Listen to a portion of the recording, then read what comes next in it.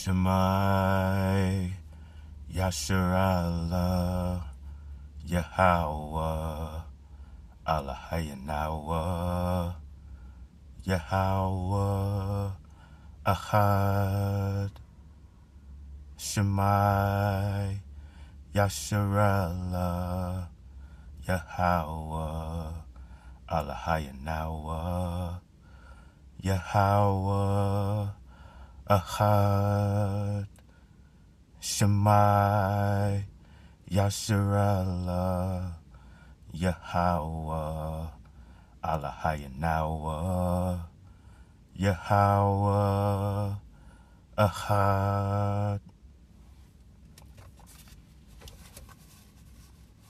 I'm going to give all honor and glory to Yahweh, Bahashem, Yahweh Shai, Bahashem, Rachakadash. Double honors to the apostles, the elders, and bishops of Great Millstone, from whom I learned this truth. And Shalom to the 144,000. And what you heard me saying was what's known as the Shemai prayer.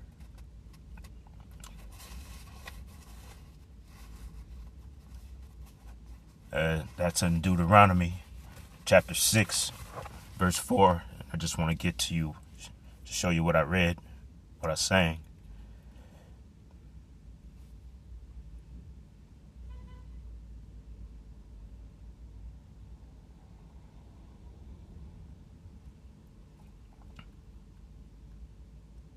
And it says, it's Deuteronomy chapter 6, verse 4, Hear, O Israel, the Lord Yahweh, our power, is one Lord. And I just wanted to bring that out. It's a very powerful prayer.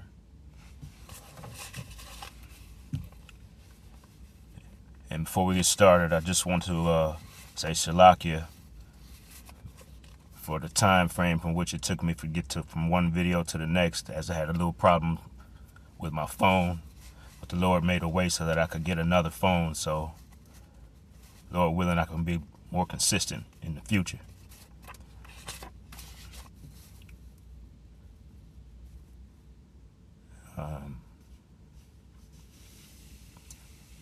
But the lesson I'm going to bring out today,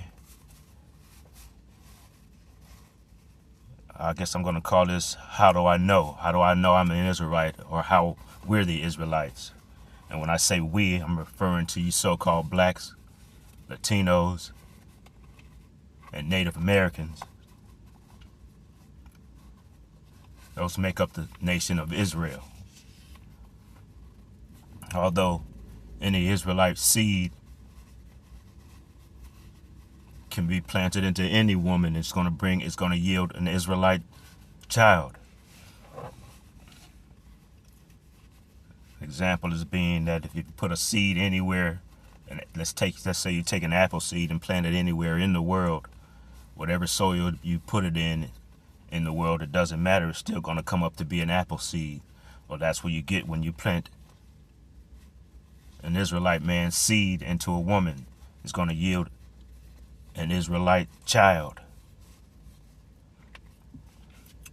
And I can prove that.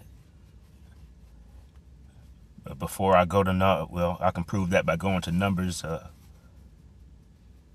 1 and 18. But before I go there, I'm just going to go to 1 Thessalonians 5 and 21, because I think it's important that we do prove all things.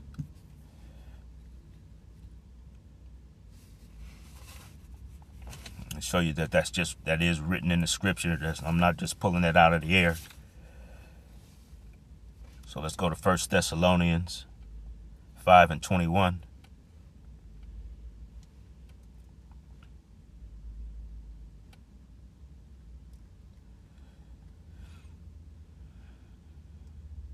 And it reads, Prove all things and hold fast that which is good.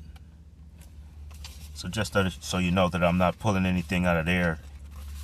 Whatever I do say to you, I'll do my best to go to the scripture and back it up. But just to back up what I said about the Israelite man's seed And how do we determine what nationality a child is? I'm going to go over to Numbers.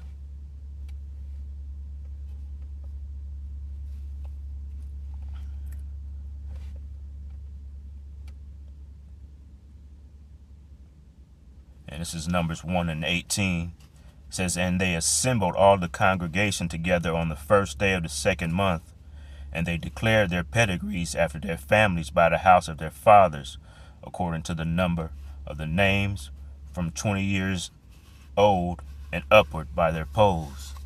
That's just to show you that that's how the nationality is determined. It's determined by the father's seed.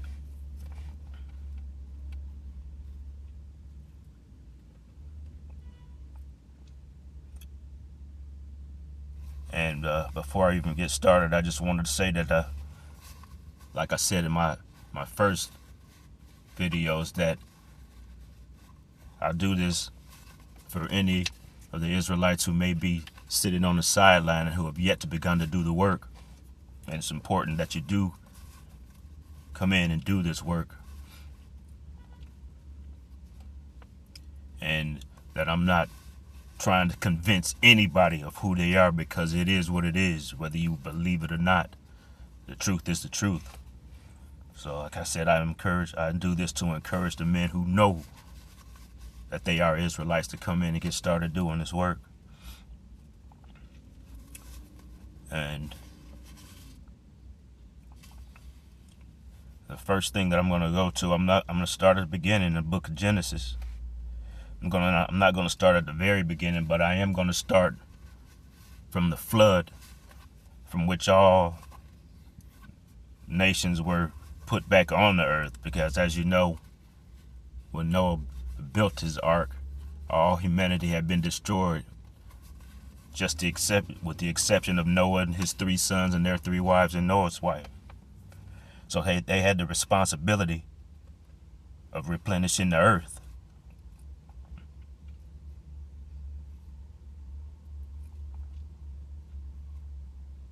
And I'm going to go to, before I get started there, I just want to let you know too that it's going to seem like I'm jumping around in the scripture, but it's important that we jump around and go from place to place sometimes to get a good understanding, because the scripture is not just a novel that you read from cover to cover. While it is important that you do eat the whole roll, but sometimes when you need to make your point, you need to go from one area to another area.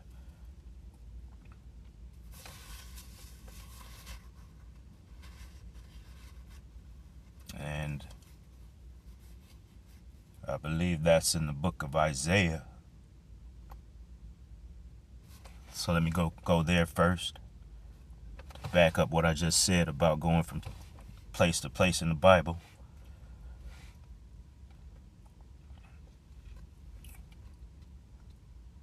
I believe that's Isaiah 28:10.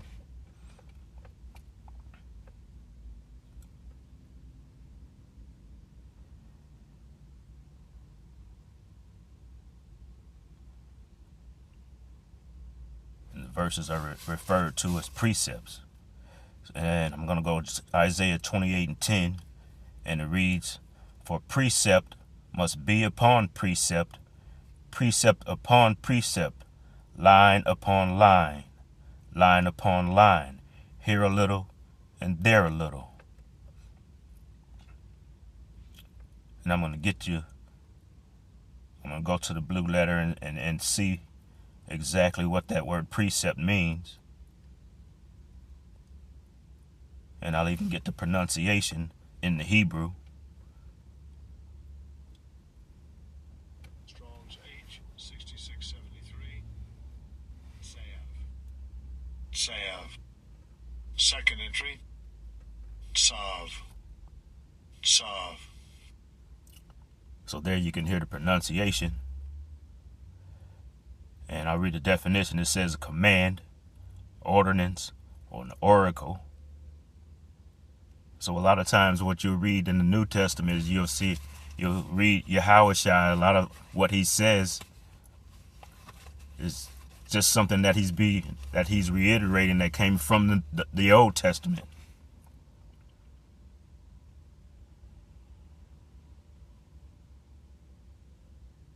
because he is contained in the volume of the book.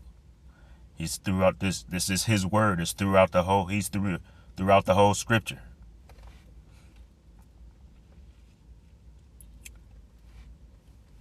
All right, so I'm going to go back to Genesis like I started.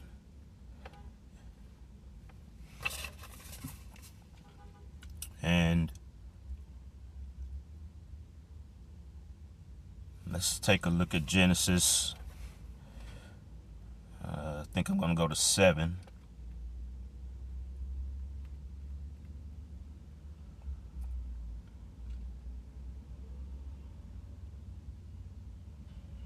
And 7:23 reads, and everything living, and every living substance was destroyed, which was upon the face of the earth, which is upon the face of the ground, both man and cattle, and creeping things, and the fowl of the heaven, and they were destroyed from the earth.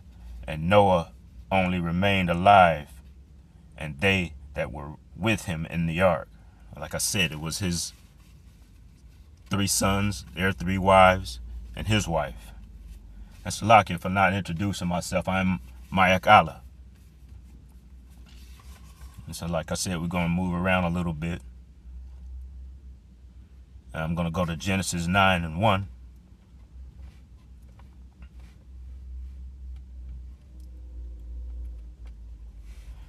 And it reads, and Yahweh by Hashem Yahushai blessed Noah and his sons, and said unto them, be fruitful and multiply and replenish the earth.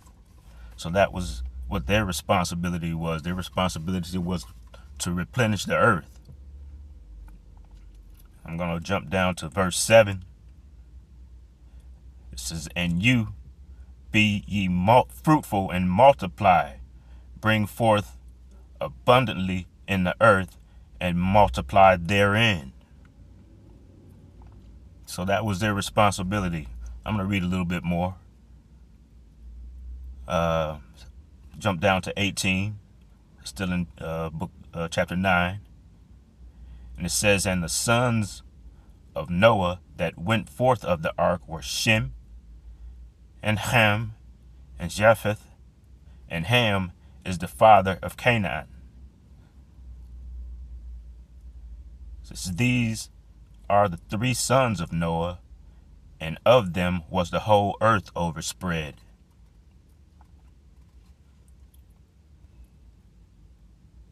And I guess it's important that I point out that one of the sons of Noah was Ham, and his son Canaan was cursed. And let's find out why he was cursed. And I'm going to go down to 25. And this is Noah putting the curse on Ham and his sons. And it says, and he said, cursed be Canaan, a servant of servants shall he be unto his brethren. And he said, blessed be the Lord Yahweh of Shem, and Canaan shall be his servant. Verse 27, Yahweh by Hashem Yahushai shall enlarge Japheth, and he shall dwell in the tents of Shem, and Canaan shall be his servant. So we see, because of Ham's act, that his seed was to be cursed.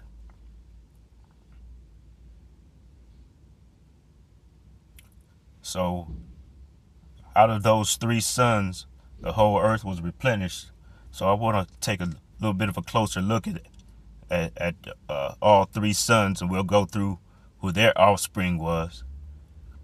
And I know I won't get it all in right now in this lesson, but we'll at least get introduced to who the offspring were of his 3 sons.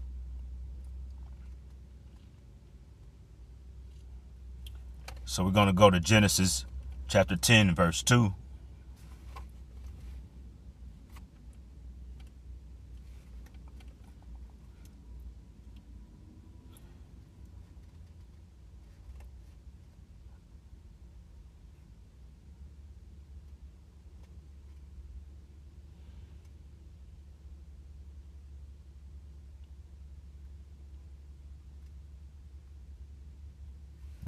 see. Let me just take a look here.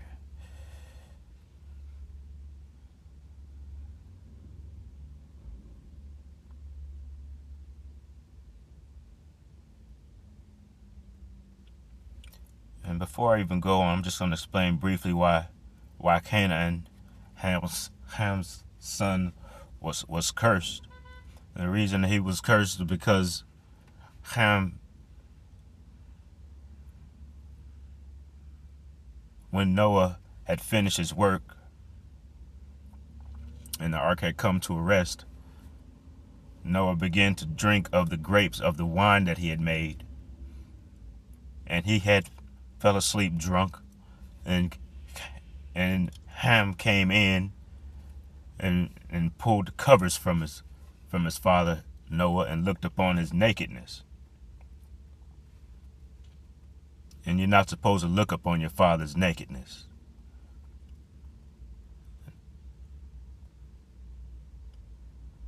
And for that reason, Noah cursed his sons, cursed his offspring.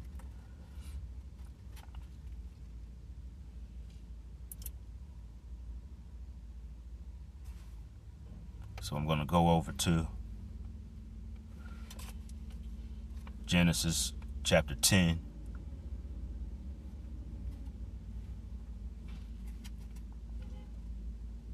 And I'm going to start at 2. It says, "And the sons of Japheth, Gomer, and Magog, and Madai, and Javan, and Tubal, and Meshach, and Tyrus."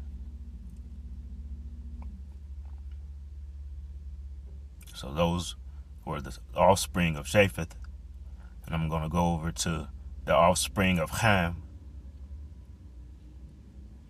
And that's Genesis 10 verse 6. It says the sons of Ham were Cush, and Mizraim, and Phut, and Canaan.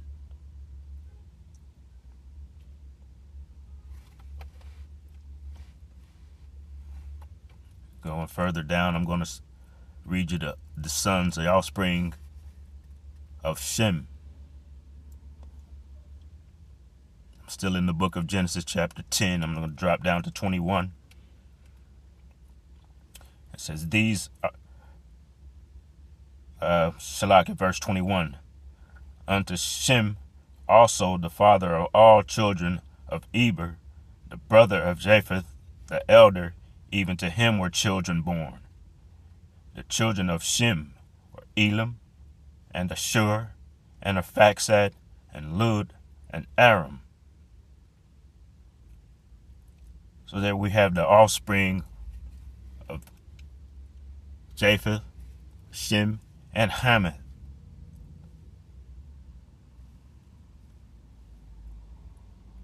So what I'm going to do, I want to take a look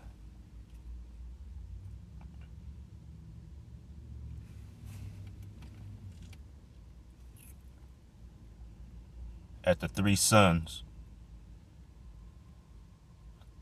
and what their definition is in the Zondervan Compact Bible, just to get an idea.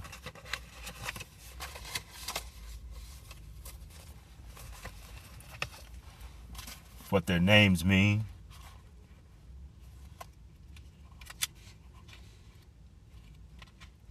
And to get a little bit more information on, as we begin our look at who the nationalities were derived from these three offspring, from his three sons. The first one I'm going to take a look at is Ham.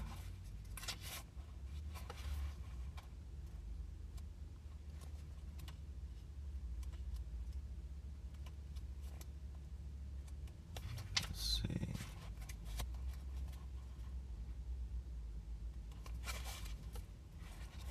And just to show you where I'm reading from, let's see if we can see that. That's the Zondervan Compact Bible Dictionary.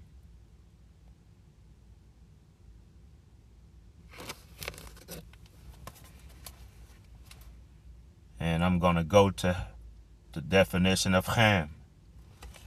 read it. Let's see. And it says, Ham means hot, says the youngest son of Noah, born probably about 96 years before the flood, and one of 8 persons to live through the flood.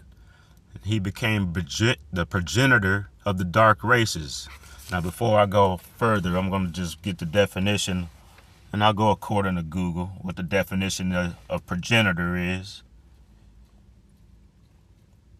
It's not an everyday word, but we're going to look it up anyway. I'm sure you know what it means. Definition of progenitor. Here's the definition of progenitor: a person or thing from which a person, animal, or plant is descended or originates, an ancestor or parent. So there you have it. The progenitor, in this case, is the father.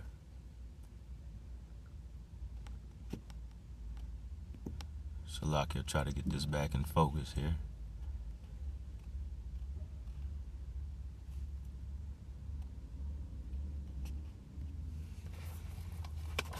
And I'll continue reading that definition. It says he became the progenitor of the dark races, not the Negroes. So we're going, it says a progenitor of the dark races, but not the Negroes. And we're Negroes, we're dark race people. But it says not the Negroes, but the Egyptians, the Ethiopians, the Libyans, and the Canaanites. So, just reading just from this definition, we can see that we did not descend from Africans, despite the fact that they want to call us African Americans, Afro-Americans. They're trying to make sure that you know that you are an African, when indeed there is a difference between Negroes and Africans. But we'll look more at that. But right now I'm going to go on and we'll get the definition. Japheth.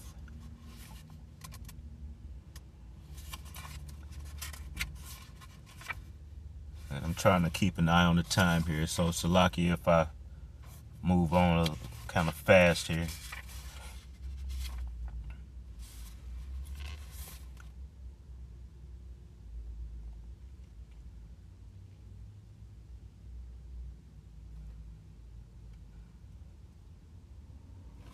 All right, and so here's the definition of Japheth, and it says it means Yahweh B'Shem Yahushai will enlarge. It says the son of Noah had 7 sons. Descendants occupied the isles of the Gentiles. It's blessed by Noah.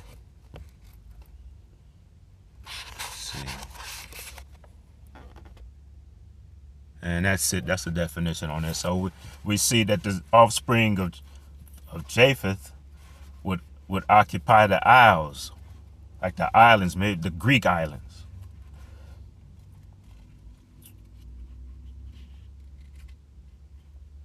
And now we'll take a look at the definition of Shem.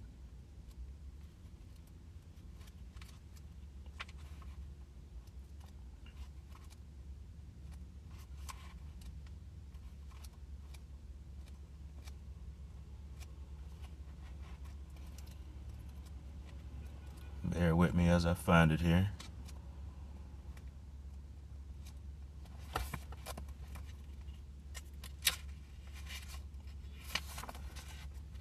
Let's see.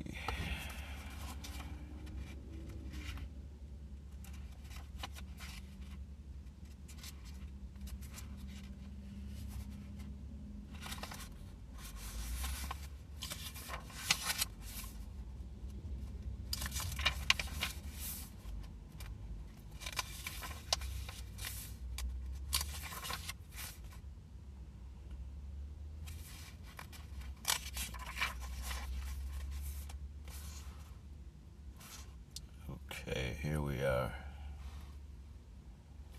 All right, so the definition of Shem. and it means name. And it says the second son of Noah and the progenitor of the Semitic race. Semitic, we'll take a closer look at that later too, because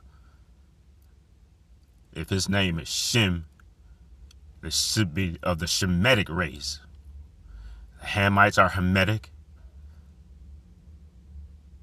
The descendants of Japheth are Japhetic. So it's only right that the descendants of Shem would be Shemitic. But I'll read on. It says the progenitor of the Semitic race and was born 98 years before the flood and lived 600 years, outliving his descendants.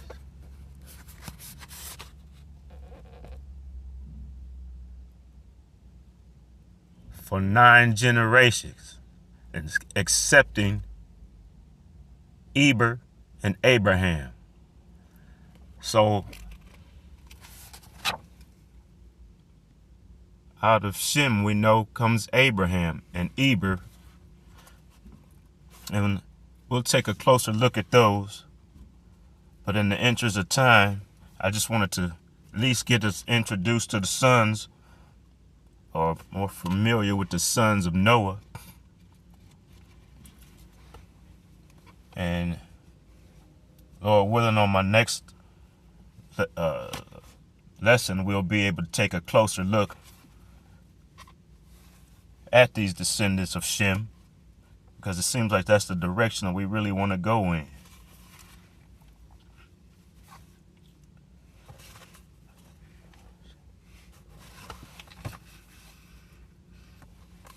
So I don't want to make this too long because, like I said, in the interest of time, I'm going to continue this on in another lesson. But just to go back to at the beginning when I started, when I began this lesson, I did the Shema prayer in the Hebrew, and I just wanted to go and show you why it's important that we at least touch upon the Hebrew and learn some of the Hebrew. Not saying that you need to be proficient in it, but it is the language that is spoken in the heavens. And I'll get a verse to show you why I say that, just to back that up. And I'm going to go to Acts 26 and 14. And Salakia, I know I'm kind of jumping around here, but I wanted to at least make sure that I point out why it's important to learn some of the Hebrew. I'm not saying that I know a whole lot of Hebrew, but I'm trying to learn as much as I can because it's important. And I'm going to go to Acts 26, and I'm going to start at 14. And in this chapter, we find that this is Paul himself defending himself, speaking to Agrippa. And he's explaining how Yahushua had spoken to him. And of course, we know that Paul's name was Saul before it was changed to Paul. So I'm going to start at verse 14, and it says, "And when we were all fallen to the earth, I heard a voice speaking unto me and saying in the Hebrew tongue, Saul, Saul, why persecutest thou me? It is hard for thee to kick against the pricks." And that is Yahushua. And it makes a point to show you that Yahushua spoke to Paul in the Hebrew. Now we know Paul knew at least 2 languages, if not 3 or more, but we know he knew Greek. We know he knew the Hebrew. And Yahushua could have came to him and spoke to him in any language, but he chose Hebrew, and that's to show you that that's the language spoken. That is the holy language, Lashon Kodesh. So I just wanted to go there and show you that, you know, from time to time you'll hear me say Hebrew words, and I'll do my best to make sure that I let you know what they mean instead of just saying them, so that you have to wonder what I was saying. But like I said, in the interest of time, I'm gonna close that out right there, and Lord willing, I'll be able to come back to you, and we can explore further about the lineage of Shem and how we know we're the Israelites. And just one more thing before I do close this out, I just wanted to say that brothers try to, even though we know our food is defiled in this world because of the things that they do to this world, spraying chemicals and how the soil is so damaged, try to make sure that you're paying attention to what you are ingesting, what you are eating, things you're putting in your body, and try to make sure you're taking care of yourselves, because in these end times, it's going to be important that we be in the best health that we can be in. So I just want to stress the importance of making sure that we take care of our bodies, because these bodies are temples that are given to us by Yahweh Shem Yahushua, and he wants to, it's important that we take care of these bodies to the best of our abilities. As a matter of fact, I'll go see if I can find that. And we're going to go to 1 Corinthians chapter 3.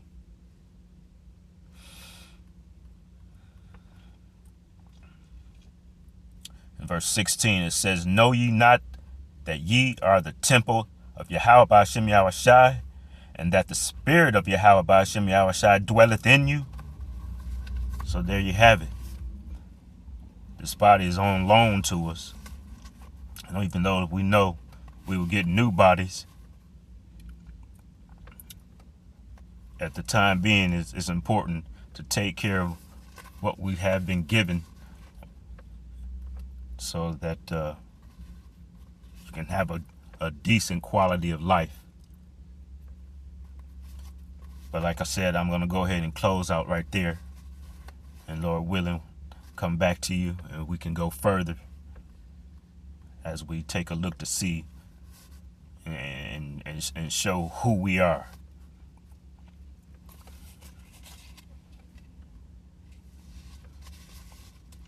So I'm going to close it out right there. And I want to say, and give all thanks and praise to Yahweh, Bahashem Yahushai, Bahashem Rakha Kodesh. Shalom.